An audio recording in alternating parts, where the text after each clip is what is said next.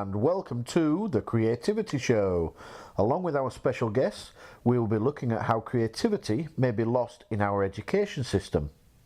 A book entitled Out of Our Minds, wrote by Sir Ken Robinson, who is regarded as one of the leading thinkers in education, creativity and innovation, states, "We are all born with immense natural talents, although few people get to discover these.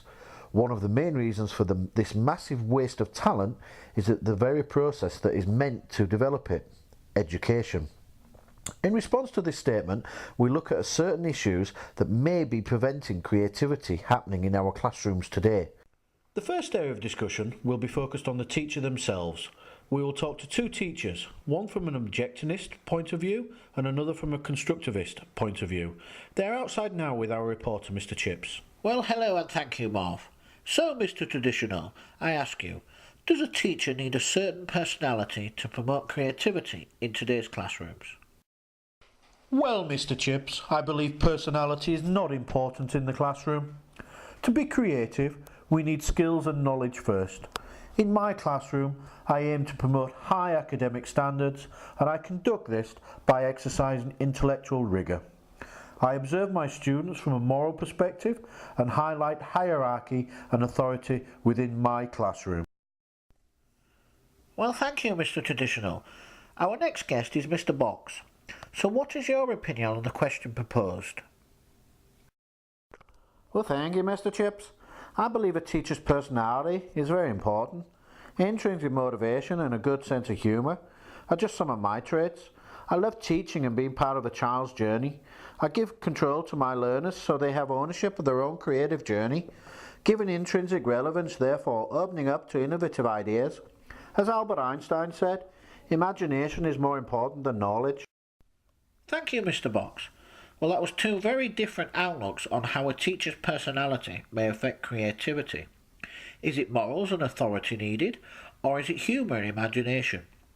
Well, whilst I have you both here, could I ask your views on pedagogy and how this may also affect creativity? Before I design instruction for a given topic, I identify the knowledge I want to transfer into the learners' minds. All my learners are expected to achieve this knowledge and behave in the same manner as each other. As a facilitator, I support the learners by using their suggestions that arise out of ordinary classroom activities. This teaching style challenges and inspires creativity and encourages independent thinking and new ways of learning. Thank you to both of you. So, viewers, what styles of teaching do you think may damage creativity? Memory and objectives, or challenges and independent thinking? Back to the studio. And moving on, we will now discuss the question, does preparation for exams damage learners' creativity? First, we have journalist Matthew Murphy, who has a strong viewpoint on this. While exams are certainly effective at forcing students to cram large amounts of information into their heads, it is far more important that students learn to do research, work in a team and think for themselves. These are skills that are needed throughout their lives and can only be gained through coursework. Through coursework, students will develop the skills to think creatively. Thank you, Matthew, for that insight. Next, we have the Secretary for Education, Michael Gove. Welcome, Mr. Gove. Could you tell us your opinion on this matter?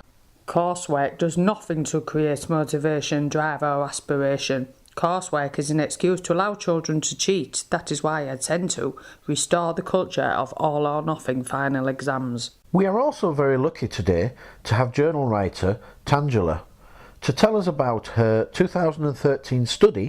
Thank you for having me. I have brought in two short clips to present my study, and whilst watching these I would like you to give some thought into the different classroom layouts.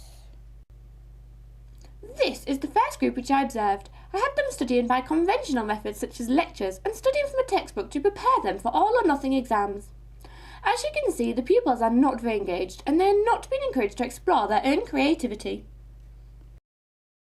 The second group are studying using discussions and coursework as evidence to show their learning. They are working as a team in a creative way and are using the information which is in the textbook but using their own creative ideas, and they are fully engaged in their learning process. Thank you for your input into the show.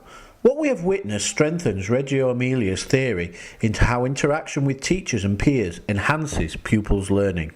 we have looked at the personality and pedagogy of teaching as well as exam preparation.